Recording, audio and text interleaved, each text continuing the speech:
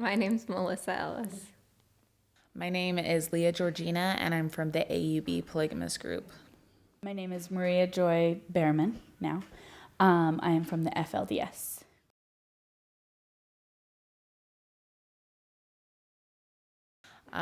It was very restricting. It was all very hush-hush behind closed doors. I lived a very sheltered life, and I didn't get to experience a lot of normal day-to-day experiences like that you see most kids, like prom and even like dating or any of that. I didn't get to experience things that make people grow. I actually would get grounded for 6 months to a year at a time for anything that I did that my parents felt was unacceptable, including socializing with people outside of the group and hanging around like males without a chaperone. For as long as I can remember, woke up and every morning prayed my heart out. Everything I did during the day was so scared, is this going to send me to hell? Is this going to be the thing that damns my soul? My eternal salvation was over. I was going to be separated from my family. The destructions were terrifying. I just lived in fear for as long as I can remember. At this time, my ex was pursuing two girls that were sisters. One was 16 and one was 14. And he was waiting for the 14-year-old to still get there, and it was like 10 o'clock at night. I was tired. I had 4 babies under the age of 5, and I wanted to go home, but he wanted to wait to be able to dance with one of these girls that hadn't showed up yet. And, after the dances, he was always, wanting to do things.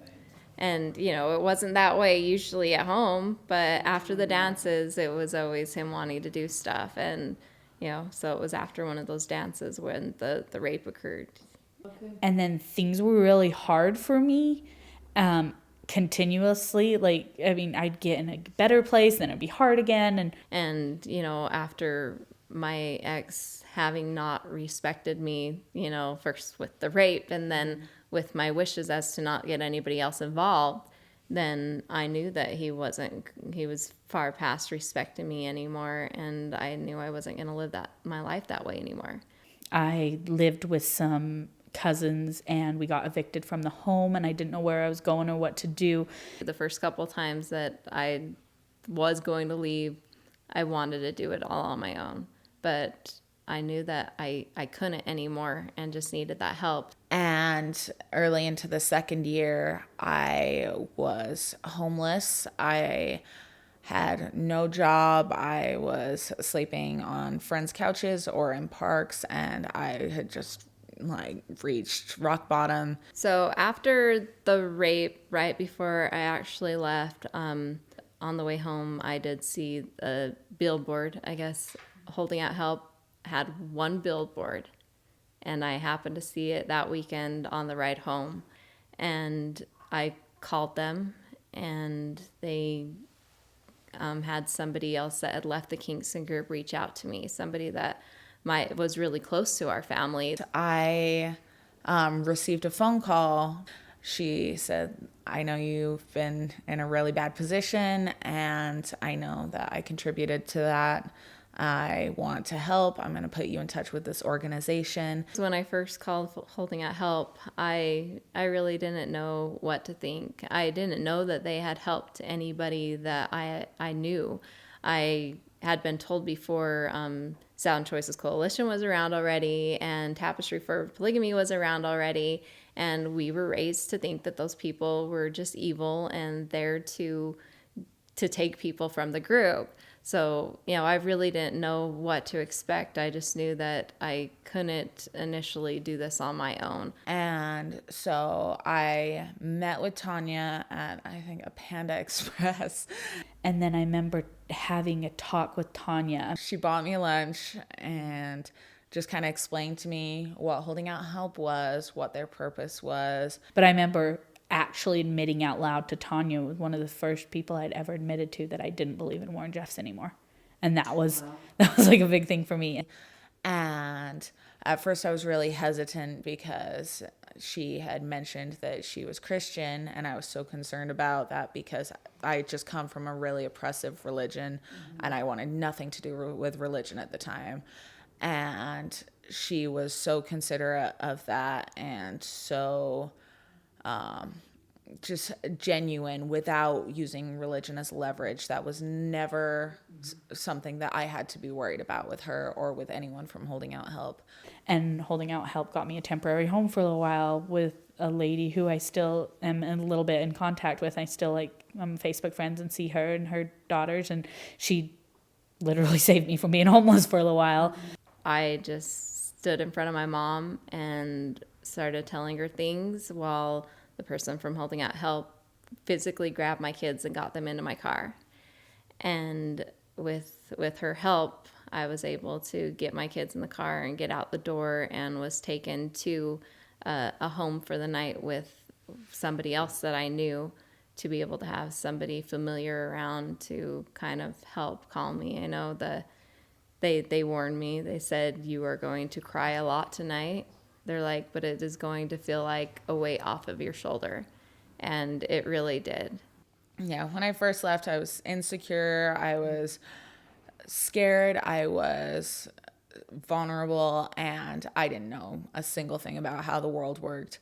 I think I was at my breaking point mentally, emotionally, physically. Things slowly got better when I got there, when I started knowing that there was resources. After I first met Tanya, that second day out, they did put me on a path of what I needed to do, that I needed to go file the police report, that I needed to go and get some documents ready for my child custody, if that's the way that I was going, if I wanted to get a divorce. So they helped me line me up with those type of things. And she got me into a host home, got me a pass for public transportation, got me signed up to take my GED.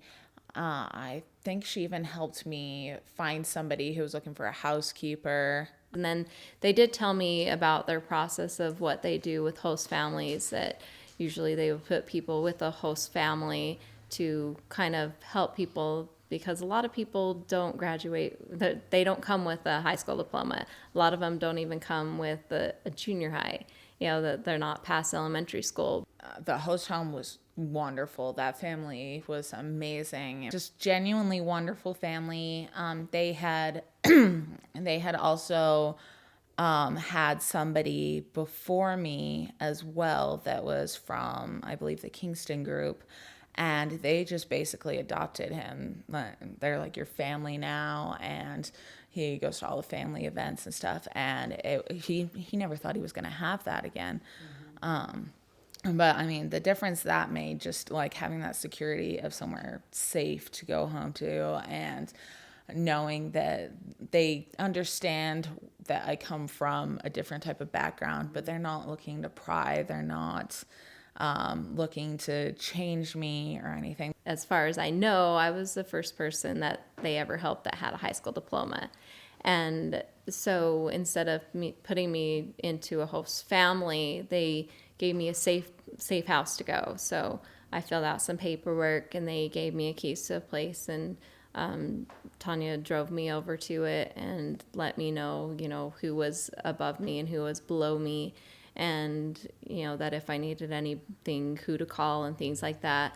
And then they also set me up with, they kind of set me up with the host family. They had somebody that was kind of a counselor for me and connected me with this lady, and she was always there to call or text whenever I needed it. And she brought me a bunch of toys for my kids to play with, and I met her for lunch a couple times and things like that. And so having somebody designated for me to call or contact then definitely helped me, especially my situation being different than others, that they were able to have that lined up to help someone like myself.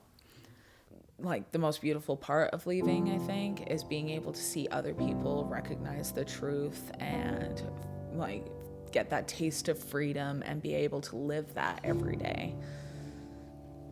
I am now married to a guy who doesn't care who I was before, and only sees beauty in me, which I can't get past. now my life is so dramatically different. And I have this amazing spirited kid who is so much like me, apparently. I get told by my aunts constantly. After a couple years together, we got married and got full custody of my kids, and life's just pretty great. I didn't think I'd ever be a mother, and so that's amazing. I own a house, which I never even dreamed. I never thought that'd be a thing. I have this really cool job I really like, and I'm actually like in the corporate world of my job, which is a thing. Both my sisters have left polygamy. My dad has left polygamy and left both of his wives. And I'm married happily to my best friend. I have a beautiful daughter. And I don't think I ever would have envisioned this for myself back then. When I met Dylan, and met his mom and his family, I finally had a family again. And we have family nights. I don't really like reality TV, and then I started watching it with her, and it means so much that we watch The Bachelor on Monday nights, which is nothing I ever thought I'd do, but it's so much fun to have like a mother-in-law daughter date. Yeah, it's just, I don't know, it's good. It's crazy to think that it's been 10 years and how much I had learned in those 10 years. But it definitely wouldn't be without the assistance of Holding Out Help and all these other wonderful organizations and people out there that just genuinely want to help and want to see us be able to grow into ourselves and become good people without having to live in fear.